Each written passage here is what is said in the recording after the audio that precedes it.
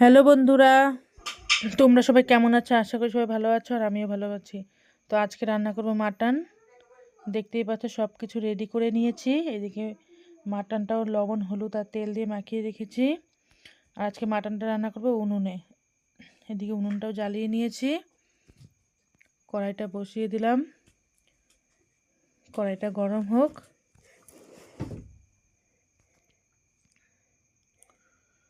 কড়াইটা গরম হলে এই তো তেল দিয়ে দিলাম। তেল দিয়ে অপেক্ষা করব যতক্ষণ না তেলটা গরম হচ্ছে। তেলটা গরম হয়ে গেলে আলুগুলোকে ভেজে উঠিয়ে রেখে নিব। আলুগুলো দিয়ে দিলাম।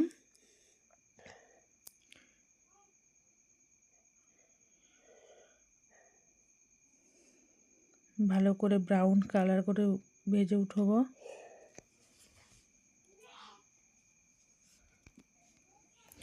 তো রান্না তো সবাই করে, কিন্তু আমি যেভাবে করি সেটাই তোমাদের সঙ্গে শেয়ার করছি। প্লিজ পুরো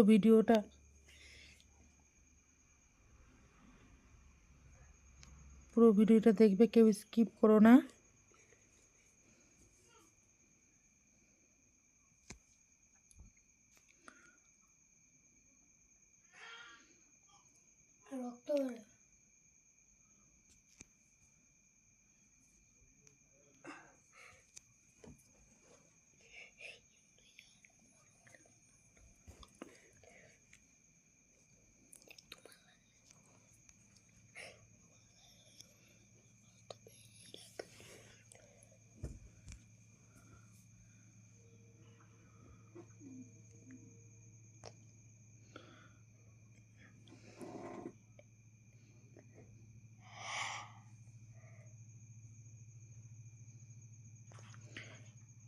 আলুটা ভাজা হয়ে গেছে, এখন উঠিয়ে নিব। তারপর ফোড়নে দিয়েছিলাম তেজপাতা, শুকনো লঙ্কা আর গোটা জিরে আর গরম মশলা, আস্ত গরম মশলা দিয়ে পেঁয়াজ রসুনগুলো ভালো করে ভেজে যা যা মশলা সব দিয়ে দিলাম।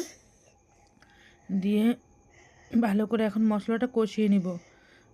মানে মাটন হোক আর চিকেন হোক, যেটাই হোক মশলাটাই মেন। মশলা যদি ভালো করে কষানো হয় তাহলে মাংসর টেস্ট হবেই, তাই না? এই তো দেখছো ভালো করে মাংসটা এখন দিয়ে দিব। মশলাটা ভালো করে কষিয়ে নিয়ে মাংসটা দিয়ে দিব।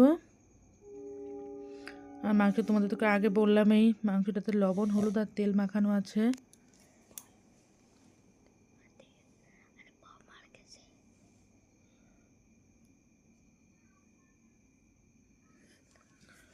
যতক্ষণ না মাংসটা কষানো হচ্ছে ততক্ষণ ভালো করে কষাতে হবে, যতক্ষণ না মাংসের গায়ে থেকে তেল বের হচ্ছে বা তেল ছাড়ছে।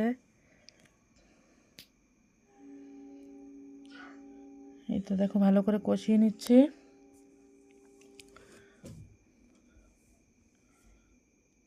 আর আমি সবসময় মাটনটা এইভাবেই রান্না করি, মাটন হোক চিকেন হোক, এক্সট্রা করে পরে জল দিই না। মাংসের সঙ্গে অল্প জল দিয়ে দিই, দিয়ে ভালো করে একদম মাংস দিলে সেদ্ধও হয়ে যায় আর কষানোও হয়ে যায়। কষিয়ে পরে ঝোল দিয়ে দিব। ঝোল দিয়ে ভালো করে ফুটিয়ে নিব। লাস্টে গরম মশলা নামিয়ে এই যে মাটন রেডি। তো কেমন হলো বন্ধুরা অবশ্যই